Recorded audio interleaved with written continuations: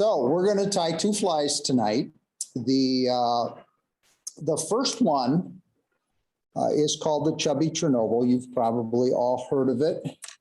It's a very common fly, but I have a spin on this thing that I think is important that I share with you guys. I would put this in my orbit on in the category of essential flies, like a woolly bugger, for a couple of reasons. And the way I tie this is I use a 2X heavy, 2X long streamer hook. Now you might ask yourself, why would he use a 2X heavy streamer hook on a dry fly? Well, two reasons. I can change the thickness of the foam. I'm using 3mm foam on this. And what it does is it automatically keels the fly for me. Nothing's more frustrating than floating down the river and you make a perfect cast to a piece of cover and your dry fly flips upside down, okay? If you use heavier iron on your fly, not only does it help it go in the direction you want it to go when you cast it because you've added weight to it, the weight of the hook will keel the fly. And this thing will float a tungsten bead. This thing will float, you know, a San Juan worm, anything. It's an amazing fly. You can see it a mile away. If you can't see this, then I think you're legally blind. And it just does a great job. And you can use it as an attractor. And another great fly that this pretty much mimics would be like a stimulator, a rubber leg stimulator. And if you guys remember PJ's little chat a couple nights ago, that's one of his go-to flies up in the driftless and stuff. I've had great success with this. You can tie it a lot of different ways. I typically tie it in a size 8, a single piece of foam. I use ice stub, and I put rubber legs on it, and I use a little tinsel for the tail. The material that I use for the post or the wing is a product called Near Hair. It's like high vis. I don't know. No. Okay, there. Okay. So, and it works fine. It's translucent. You get a ton of it for a cheap amount of money, and it just does a great job. So what I'm going to do is I'm going to tie one first, and then we can all tie one together, just so that you guys can get the ins and outs of this. But the heavy hook, in my opinion, is huge for me. I mean, I just prefer that. And for a lot of flies that I tie,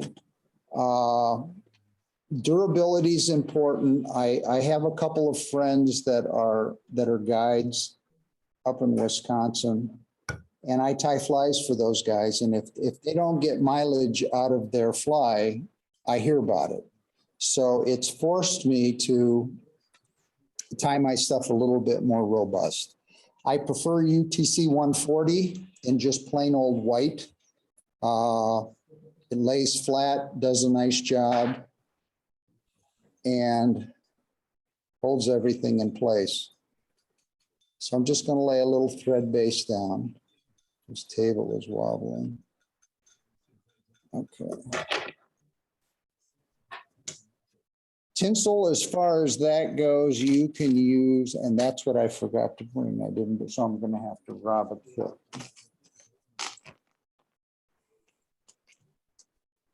I thought I remembered everything, but I didn't. That's all right. Okay. So one little piece of pearl tinsel. Okay. What I do is I fold it in half. Fold it again. Line up the tips, kind of cut it. That's the wrong question. The question should be, why aren't you engaged? Then I put this on so that I have room to tie it over itself, and I end up with 8 pieces of tinsel, which is nice. Not that tinsel is expensive, but it's just something I've always done.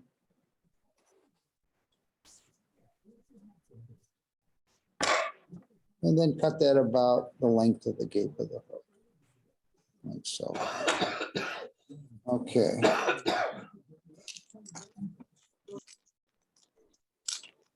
Ice dub is what I use for the body.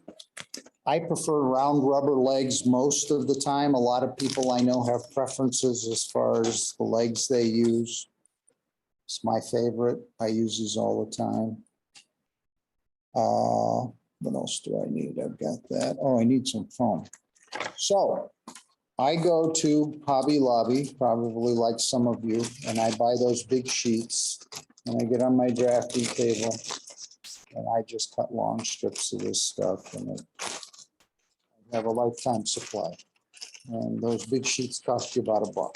So good deal. This particular fly, I prefer 3 mil because of the heavy hook. It floats it a little better. I would say, well, how wide is it?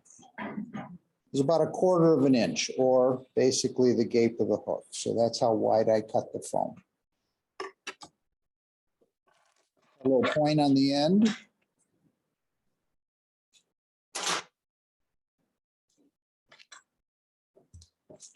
A little dubbing.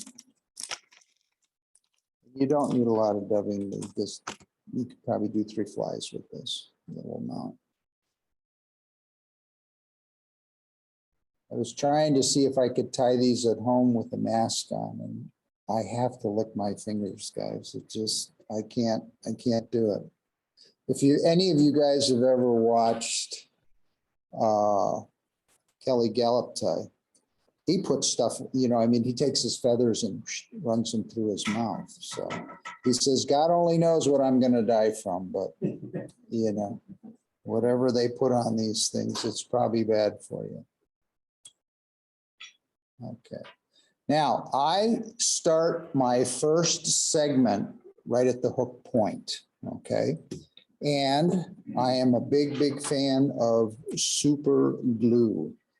And actually I have really started using crazy glue that I buy over, you know, at the craft store or at Ace Hardware or something. For some reason, it just works really well with foam.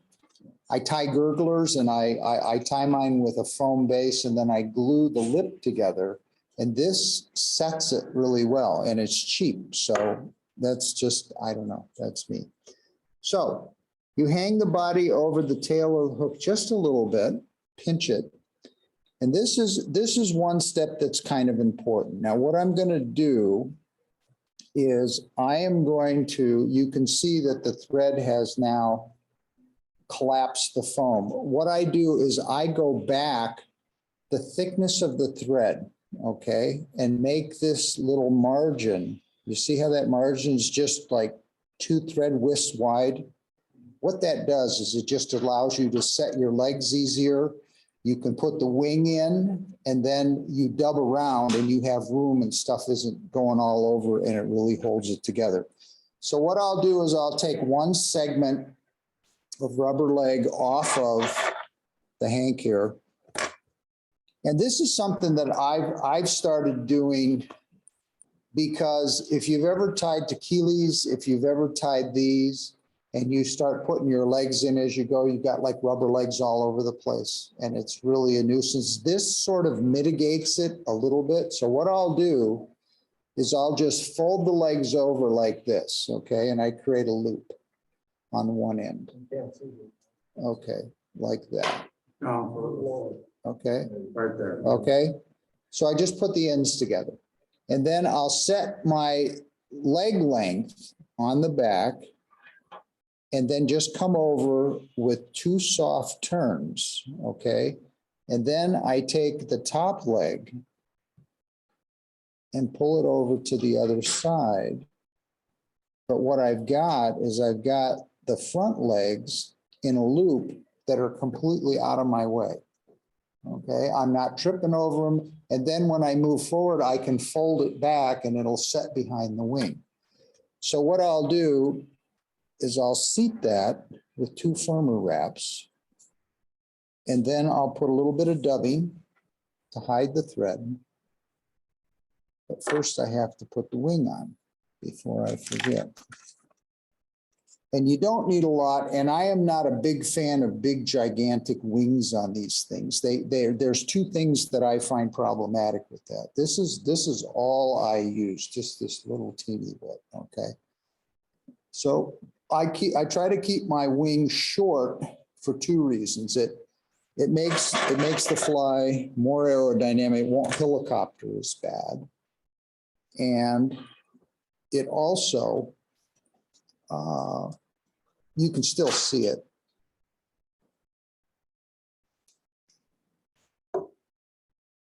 And I keep it short. So I'll just put this wing to say the end of the body, just a little teeny bit like that. Run that over the top. Then glue will hold it in place. Little bit of ice dub.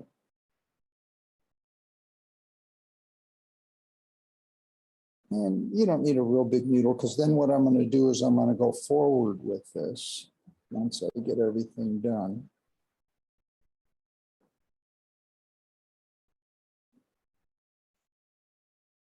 And you pull the wing back, and then you ice dub over the wing, and it keeps it in the proper orientation. 3 wraps is all you need. There we go. I love it. Now I can see. And now I can't see. I don't know what's wrong with this. I apologize.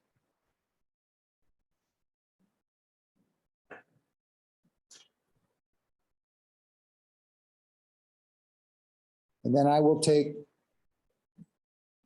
this thing used to work wonderful. I don't know what's wrong.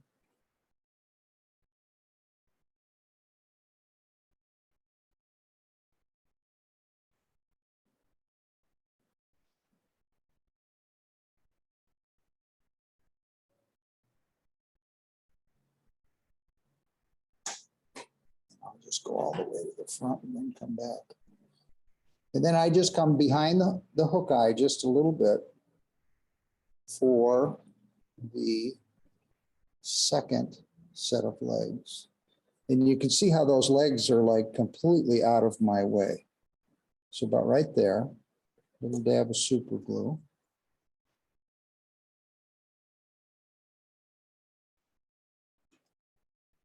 Keep stuff from twisting around.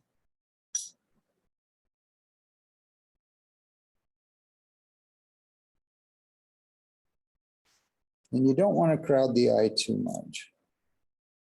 Get a nice little thread base and then go back just the thickness of the thread and make that little channel there. And then prepare your legs.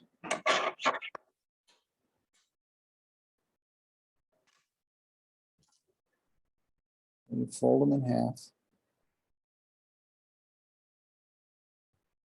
Set, I can get rid of this too, because this just gets in the way. Okay, I need that.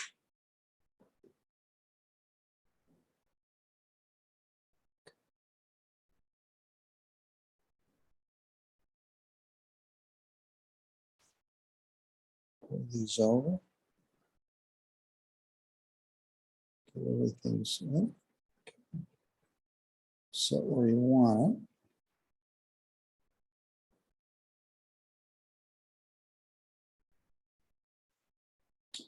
And then we need some near there. And that'll just stay back there out of the way. Another little short wing.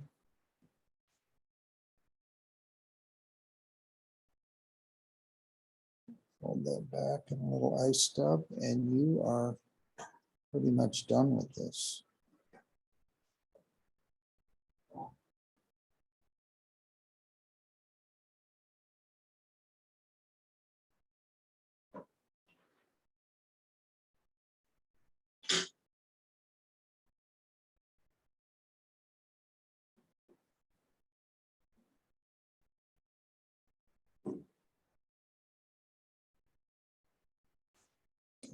Pull everything forward. Make a small little thread band to kind of hold that eye up. Give it a nice little whip finish here.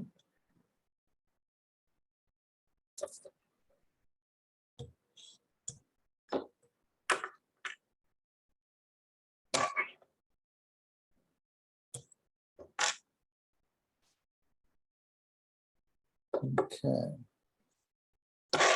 Wing.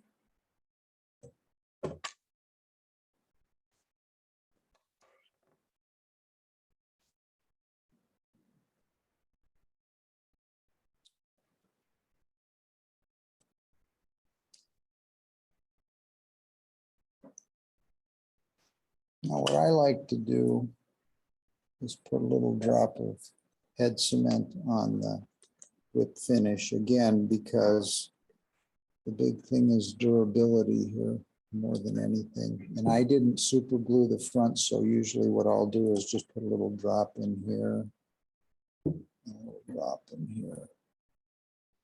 And this thing is ready to go. So you can use this as an indicator. You can use this as a searching pattern. Like I said, you can float darn near anything with this.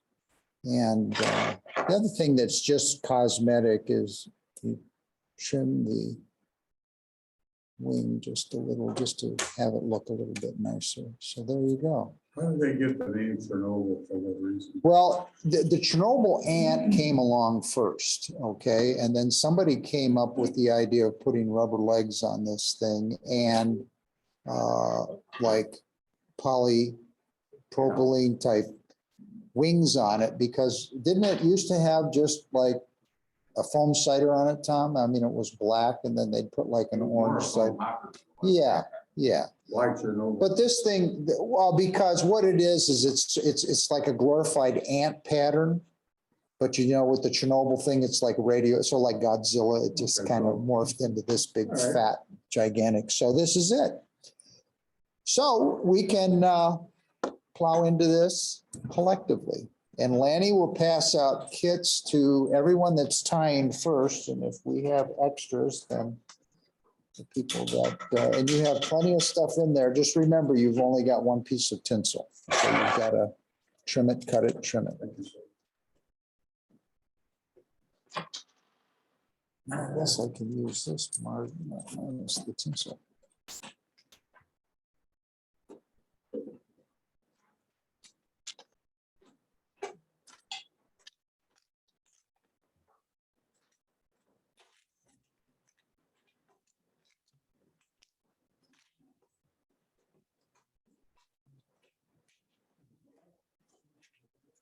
How nice this would have been if I could have just tied on. No, she ain't going.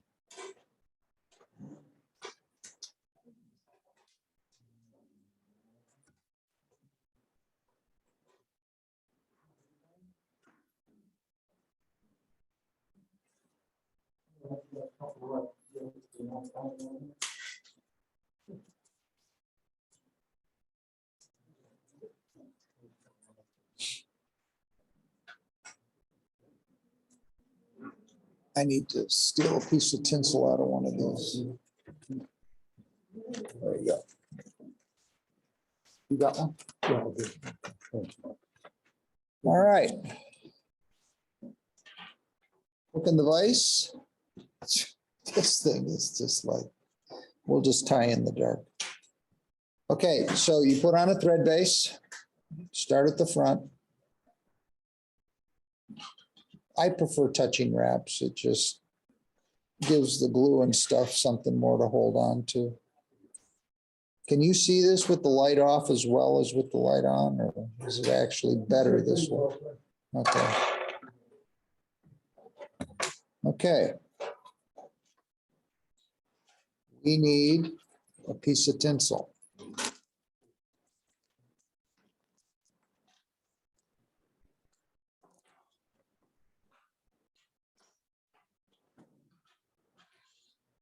You put the ends together, form a loop, cut it, do it again, cut it, put Have 4 pieces. Measure that up, lay it on top of the back of the hook. Lash that down on top, fold the fronts over the backs. Now you got 8 pieces. And just go to the end of the bend. And then come forward a little bit and cut your tinsel about the length of the gape of the hook. It's fine. That's all you need. So what we're going to do now is we're going to lay a little bit of, is everybody at that point? Am I going too fast? I'll slow down.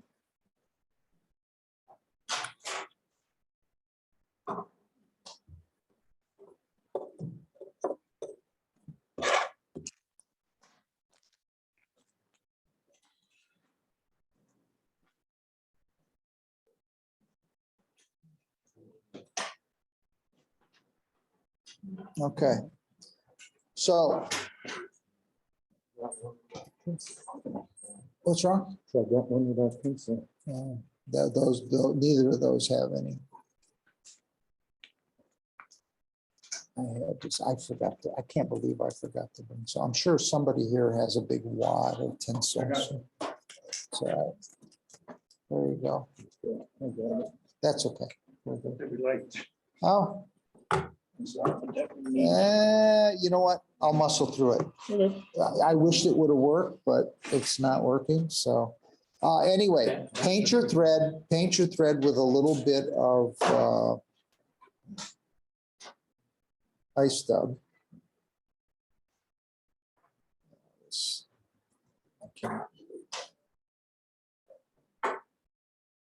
And you don't need a lot. Basically, all you're doing is making a little foundation for the foam.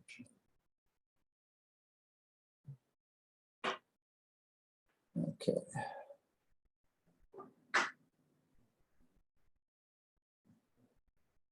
Okay, and stop your thread at the hook point. Take your piece of foam. And cut like a little arrowhead on the end.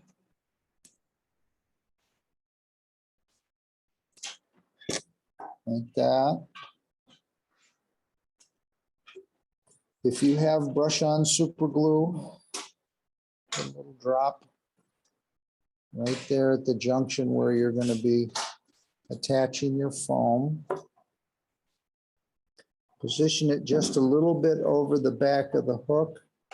Pinch the sides and put a couple secure wraps, making sure that the foam is positioned on the top. And lay enough thread wraps in there so that you can see the thread. Then go back just the thickness of the thread, okay? And make that margin just a teeny bit wider like that, okay? And it should look something like that when you get to that point. So you've got dubbing underneath the foam, you've got your tinsel in the back, and you've got like a double thread thickness valley there. Now the rubber legs, I separated those as a pair of 2, so you're going to have to split those with your bodkin and take one section off. Am I going too fast? I can slow down.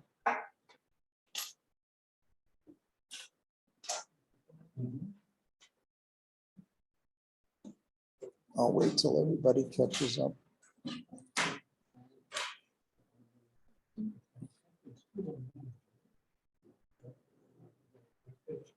Yes. Okay, so for those of you that are at the rubber leg stage, take the ends of the legs and marry them together, forming a loop. Okay, basically you want it to look like that. And this is just how I put them on because they're kind of out of my way. So I lay them up to the side of the foam, measuring the amount of legs that I want to protrude out to the back.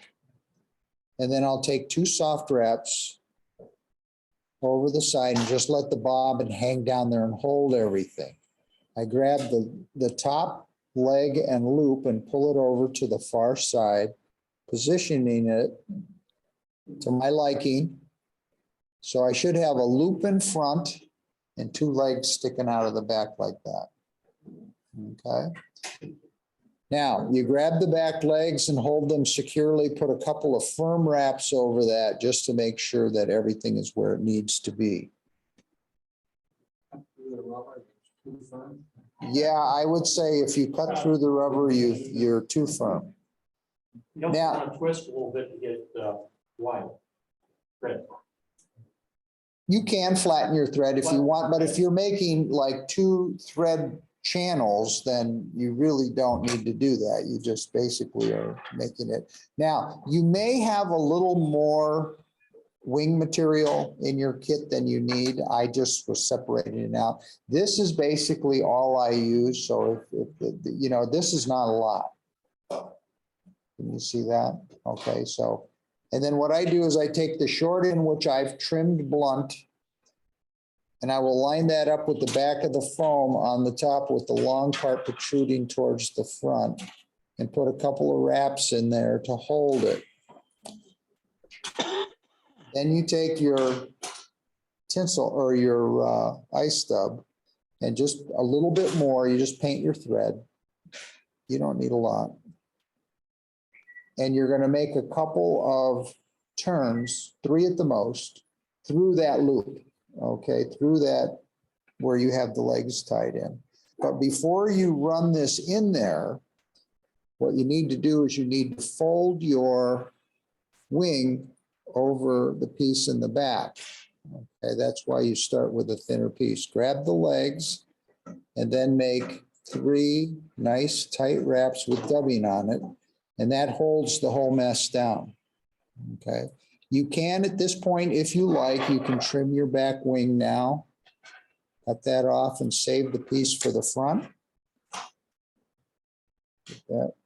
And then this should fold back and stay. So I'm going to put some more dubbing on my thread. And I'm going to dub the underbody all the way up to the hook eye. And I'm going to need another little pinch here because I didn't get enough.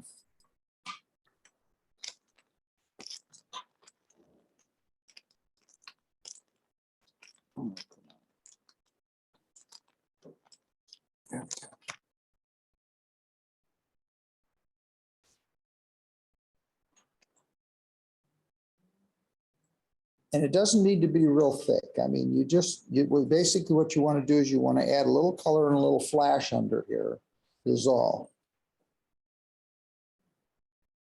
Okay. Lift up your foam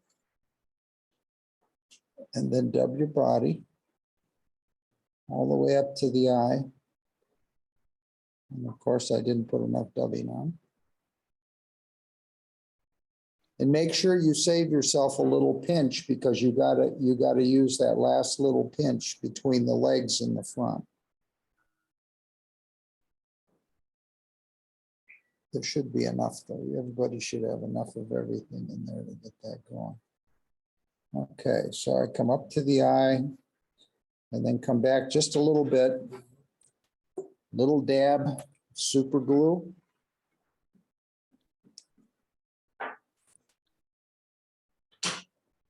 This helps set that foam on the hook shank.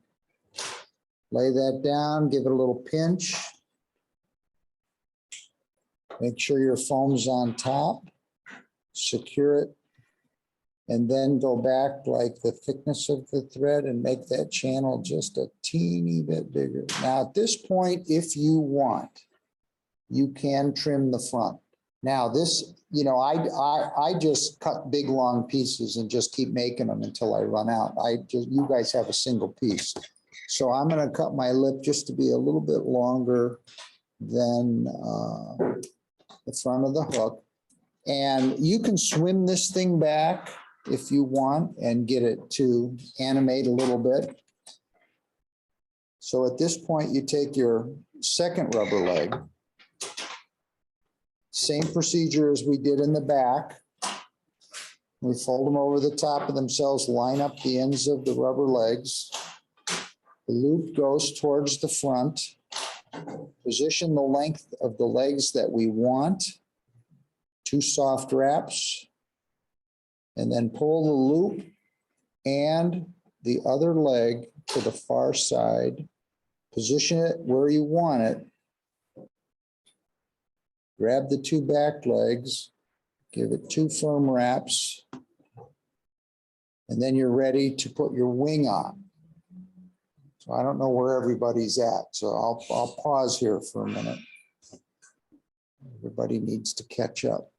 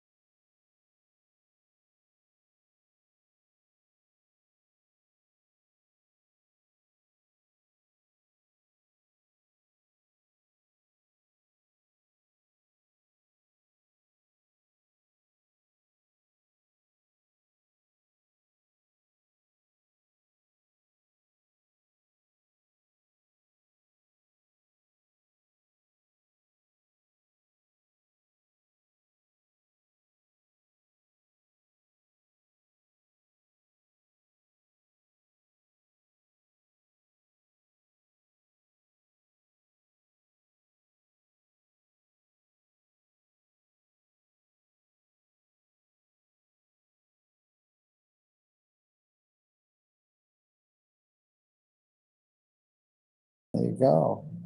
All right, is everybody ready? Everybody got their wings set in the front? Okay, so what we're gonna do is take another little piece of the near hair, and you wanna just do a short wing. You just wanna lay that up there just till it almost touches the one in the back. Couple of firm wraps. Get some dubbing. So you can make 3 turns through this to hold the wing back and keep everything where you need it to go. Pull the wing back, hold the legs, run the dubbing and your thread through here 3 times. Lift up the leg and the lip. Give it a couple wraps behind the eye. Quick finish.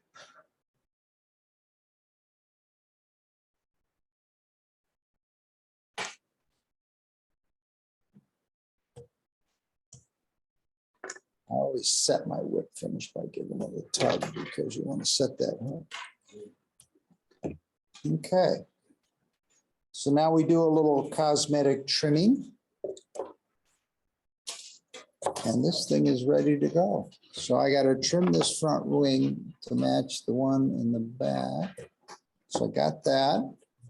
I cut these loops open. Fold that up, cut that, and then just on the side, you just cut these the same length as the ones that you meticulously set. And it's just a nice, easy way to deal with a lot of legs. You're not tripping over anything. And then you can do the little cosmetic deal in the front, just trim those corners a little bit so it looks nice. Then I grab some head cement, and I always cement my whip finish. Not that I don't have confidence in it, but I just want it to be a little more durable. And then I always put a little glue in the little crotch of the legs here, just so that that sets up a little bit and nothing spins on me. And there we go. So I would call that the hybrid version of the Chubby Chernobyl. And this thing will float like a cork. This thing will land in the correct orientation 90+% of the time. With the shorter wing, in my personal opinion, I think it casts better. The heavier hook helps it go in the direction you're shooting it, and it also keels the fly exceptionally well. So I would consider this, I consider this fly an essential fly. In my fly box, to me, it's as important as a woolly bugger for different reasons. These work exceptionally well in places like the Bighorn when you're running flies and droppers beneath. And now the big thing is jig flies with tungsten beads on them. This thing will float a tungsten bead, no problem. So you get two things that happen. You have an attractor on top. You've got a tungsten bead that is basically straight down, and you're not getting that bad swing. Does a nice job. So there you go.